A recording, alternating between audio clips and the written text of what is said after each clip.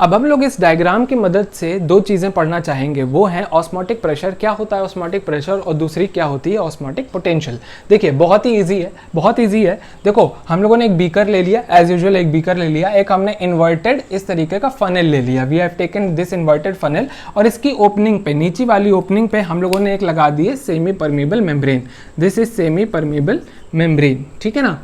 ये semi permeable membrane हम लोगों ने यहाँ पे लगा दी है। अब देखिए हम लोगों ने इस वाले पार्ट में मान लीजिए भर दिया 10% NaCl सोल्यूशन, ठीक है ना। हमने इसमें भर दिया है क्या 10% NaCl सोल्यूशन, और इसका लेवल मान लीजिए यहाँ तक है, ठीक है, this is the initial level, ठीक।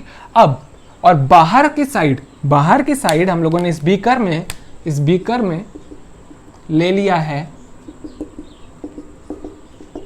Pure water, we have taken pure water, हम लोगों ने इसमें ले लिया है प्योर वाटर।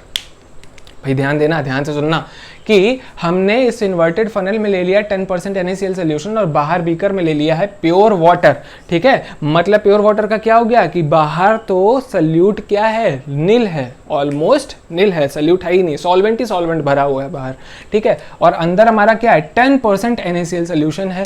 तो अब ये आप खुद दिमाग लगाइए, बताइए इनमें से हाइपरटोनिक कौन है, हाइपरटोनिक है क्या NaCl सोल्यूशन। ये इसकी कंसंट्रेशन ज़्यादा है क्योंकि इसमें सल्यूट है, इसमें 10% सल्यूट भरा हुआ है, ठीक है ना। तो क्या हो गया कि अभी सॉल्वेंट की कंसंट्रेशन बाहर ज़्यादा है और अंदर कम है क्योंकि अंदर सॉल्यूट की ज़्यादा है। तो अब क्या होगा कि water will start moving inside through this semi permeable membrane. इस सेमी परमेबल मेम्ब्रेन के थ्रू वाटर जो होगा वो ऐसे अंदर मूव करना स्टार्ट कर देगा, और over the period of time धीरे धीरे इसका लेवल इनिशियल से थोड़ा सा ऊपर बढ़ जाएगा, ठीक है ना। ये तो चीज़ आप लोग बहुत अच्छे से जानते हो, ऑलरेडी जानते हो, इतना आप लोगों ने ऑलरेडी पढ़ा हुआ है। अब इसी में पूछ लेता है कि भाई व्हाट इज ऑस्मोटिक पोटेंशियल, ये ऑस्मोटिक पोटेंशियल और ऑस्मोटिक प्रेशर क्या होता है। देखिए अगर हम चाहें तो फोर्सफुली इस एंडोस्मोसिस को होने से रोक सकते हैं। ये जो ऑस्मोसिस हो रही है जिससे वाटर मूवमेंट हो रहा है इनसाइड द फनल, इसको हम लोग बाय फोर्स रोक सकते हैं। कैसे रोक सकते हैं, अगर हमने मान लीजिए यहाँ पे लगा दिया एक पिस्टन, हमने यहाँ पे लगा दिया एक पिस्टन, और इस पिस्टन को हम लोग ऊपर से पुश कर रहे हैं, हम लोग क्या कर रहे हैं ऊपर से पुश कर रहे हैं ताकि ये जो इनिशियल लेवल था ये ऊपर तक पहुंचे ही ना, ये जो ऑस्मोसिस हो रही थी ये ऑस्मोसिस होए ना, क्योंकि अंदर से नीचे से जब वाटर ऊपर आना चाहता है तो कुछ ना कुछ प्रेशर अप्लाई कर रहा है ना, कुछ ना कुछ फोर्स अप्लाई कर रहा है, उसके बराबर की फोर्स हमने ऊपर से लगा दी जिससे ये ऑस्मोसिस नहीं हो पाई, ये रुक गई। और उसी प्रेशर को जो हमने एक्सर्ट किया ऊपर से टू स्टॉप दिस ऑस्मोसिस, इस ऑस्मोसिस को रोकने के लिए जितना प्रेशर हमने ऊपर से थ्रू पिस्टन लगाया है, वो जो प्रेशर है जो इस ऑस्मोसिस को रोक रहा है, that is known as osmotic pressure. उसको हम लोग क्या बोलते हैं, osmotic pressure. So osmotic pressure की डेफिनेशन समझ गया ना, कि the pressure which is applied to stop the osmosis from occurring. ऐसा प्रेशर जो आपने ऑस्मोसिस को होने से रोकने के लिए लगाया है, उस प्रेशर को हम लोगों ने बोला था ऑस्मोटिक प्रेशर, ठीक है ना। और ऑस्मोटिक पोटेंशियल कुछ नहीं होता है, it is numerically equal, it is numerically equal, osmotic potential